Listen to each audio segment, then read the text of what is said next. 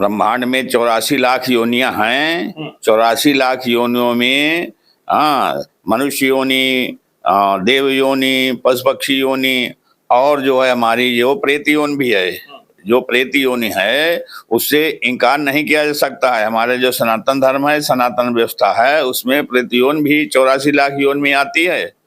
तो अब बाकी जो है, अब हमारे धीरेन्द्र शास्त्री जी उस पे काफी अच्छा कार्य कर रहे हैं।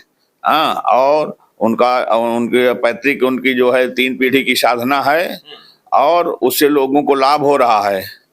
और वो जो है ऐसा व्यवस्था बता रहे हैं, ऐसा वो कर रहे हैं कि समाज को, युवा पीढ़ी को शिक्षित भी कर रहे हैं, सद्मार्ग पे चलने के लिए भी, धर्म मार्ग पे चलने के लिए भी कह रहे हैं। तो यदि वैसा लोग करें, सद्मार्ग पे चलें, तो जो वर्तमान में प्रेत योनि है वो तो है ही है, आगे उससे सबको छुटकारा मिल जाएगा। जी गुरु जी, एक तरफ जैसे आपने बताया कि 84 लाख योनियां, चूंकि ये वेदों में, पुराणों में भी बात कही गई है कि 84 लाख योनियां होती हैं, लेकिन वहीं पर अगर आज के दौर की बात की जाए, विज्ञान की बात की जाए, और आज की जो पढ़ी लिखी पीढ़ी है उसकी बात की जाए, बहुत सारे लोग हैं जो इस पर प्रश्न खड़ा करते हैं। वो कहते हैं कि ये सब व्यर्थ की बातें हैं, ऐसे कुछ होता नहीं है, और ये भूत प्रेत वाली बातें हैं। इसके विषय में लोग कहते हैं कि ये वो लोग हैं जो अगर शैक्षिक तौर पर देखा जाए तो पिछड़े हुए हैं और उनको नॉलेज नहीं चीजों का, इसलिए वो ऐसा करते हैं। नहीं नहीं, ऐसा नहीं है। ना तो ये पिछड़े हुए की बात है, ना अंधविश्वास की बात है।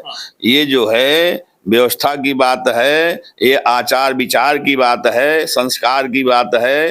तो ये इससे क्योंकि हर चीज की जो है, हर योनि के हर चीज के जो है व्यवस्थाएं निर्धारित हैं, कौन कहाँ किस स्थिति में वो व्यवस्था रहेगी। तो जो प्रेत योनि है वो किन अवस्थाओं में रहेगी, शुद्धता, अशुद्धता, अपवित्रता, तमाम चीजें देख करके वहां प्रेत योनियों का स्थान दिया गया है। तो उस योनि से अविज्ञान, विज्ञान क्या जानेगा? जो सनातन जान रहा है, सनातन में जो है विज्ञान जब खत्म हो जाता है उसके बाद सनातन शुरू होता है। तो विज्ञान तो इस पे कुछ नहीं जान सकता है।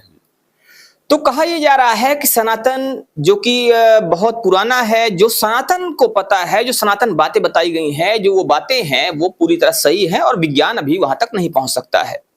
गुरु जी, जिस तरह से देखा जाता है, पंडित धीरेन्द्र शास्त्री भूतों को जिस तरह से भगाते हैं, वो अपना गदा घुमाते हैं और जब बोलते हैं राम राम सीताराम सीताराम जपते हैं, तो वहां पर जो लोग होते हैं वो कहते हैं और मार लगाओ। तो जो भी लोग होते हैं जिनको कहा जाता है इनको भूत ने पकड़ा हुआ है, वो उछलने लगते हैं, वो चिल्लाने लगते हैं।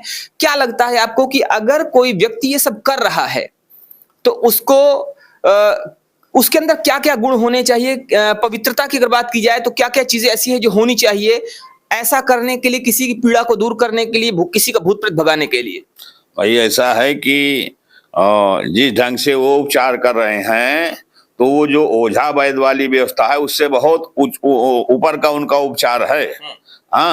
तो क्योंकि जो ओझा वैद्य की व्यवस्था होती है, देखा गया है, वो है ओझा सोखा की, उसमें तो ना भूत भागते हैं, ना कोई भगा पाता है, एक दूसरे को ऊपर करते रहते हैं और परेशान रहते हैं।